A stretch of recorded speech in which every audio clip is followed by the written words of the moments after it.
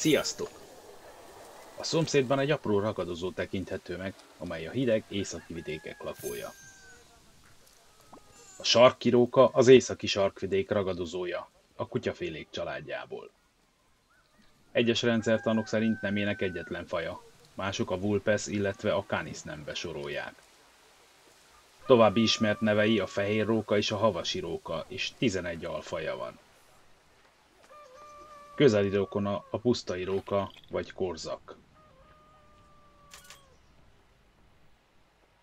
Főleg Grönlandon, a Spitzbergákon, Szibériában, Észak-Amerikában, Norvégiában, Svédországban és Izlandon él.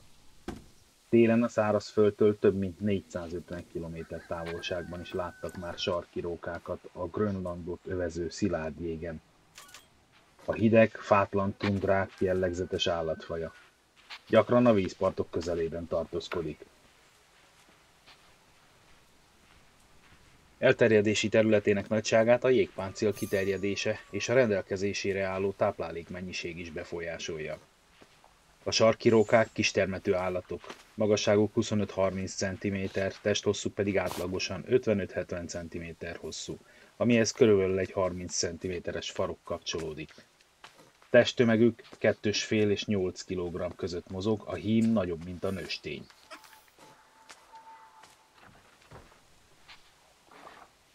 Füleik a hőleadás csökkentése érdekében meglehetősen kicsik. A sarkkirókát tömött bunda borítja, melyet évente kétszer vált. Még a talpuk is szőrös, innen ered a faj tudományos neve, Lagopus, azaz nyúllábú. A bundáját tekintve az emlősök közül a világon az egyik legmelegebb szőrmével rendelkezik. A sarkkiróka csak -70 foknál kezd fázni, és állítólag a -80 fokot is túléli. Két természetes színváltozata ismert, a fehér és a kék. A fehér változat a domináns, a vadon élő állományok 99%-a telente hófehér, nyaranta viszont világos szürkésbarna, a hasitájékon fehéres szürkébe hajlóan.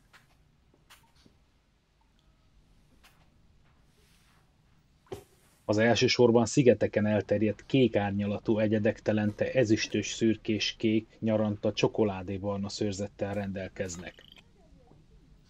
A sarkkirókák alapvetően más állatokra vadásznak, táplálékuk zömét lemingek teszik ki.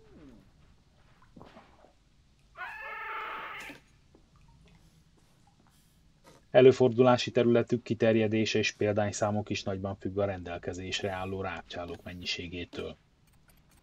A lemingek mellett halakat, bogyós gyümölcsöket, tengeri moszatot, rovarokat, kisebb gerinctelen állatokat, sarkinyolat, madarakat és azok tojásait, illetve dögöket, többek között az alkalomattán rá is vadászó jegesmedve táplálékának maradékait is elfogyasztja, de a gyűrűsfókák kóbavájt gödrökben hagyott borjaira is vadászik.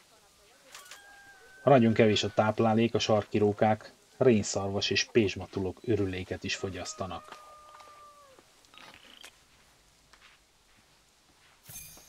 A nyári időszakban igyekszik minél több zsírt felhalmozni, az ínséges téli hónapokban ezt tartalékként és szigetelésként hasznosítja. A sarkkiróka monogám, a párok rendszerint együtt maradnak a március-áprilisi párzási időszakon kívül is.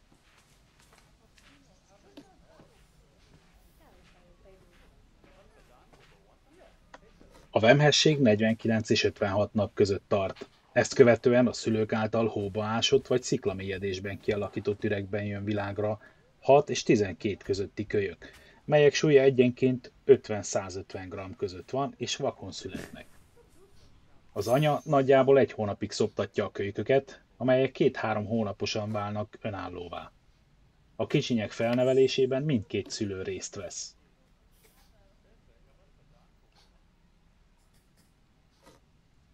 Amennyiben a táplálékmennyiség biztosított, az utódok sok esetben szüleikkel maradnak a következő évben, hogy segítsenek felnevelni a következő almot.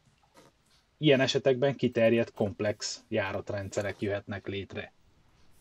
Gyorsaságuk figyelemre méltó, rövid távon akár 50 km-es sebességgel is tudnak szaladni, és akár több ezer kilométert is képesek vándorolni, hogy élelemhez jussanak. A faj az ivarérettséget 1 éves korára éri el. Közben egy picit átalakítom az élőhelyet. Ne ez az üvegfal legyen mindenütt.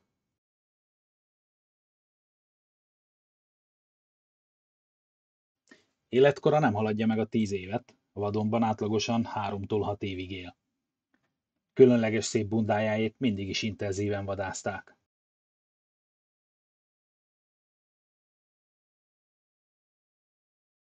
A 19. századtól kezdve telepeken is tenyésztik őket, melyek az eredeti élőhely közelében, az északi területeken vannak, mert délebbre romlik a bunda minősége.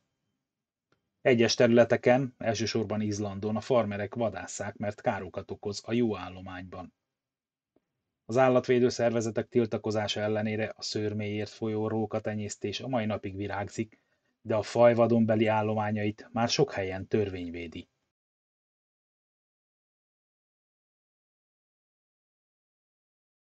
Az elszigetelt területeken élő állatok a híradások szerint nagyon kíváncsiak, gyakran a kutatók közvetlen közelébe merészkednek.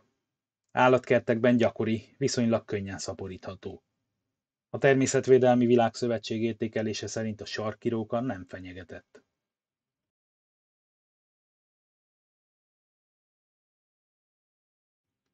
Ez elsősorban a védelmi intézkedéseknek, a faj nehezen megközelíthető élőhelyének és alkalmazkodó képességének köszönhető. Egyedül Skandinávia területén van visszaszorulóban, mert a vadászati tilalom és a védelmi intézkedések ellenére konkurense, a vörös róka mindinkább kiszorítja onnan. Köszönöm, hogy megnézted! Ha tetszett, nyomj egy lájkot és iratkozz fel a csatornára. Legyen szép napod!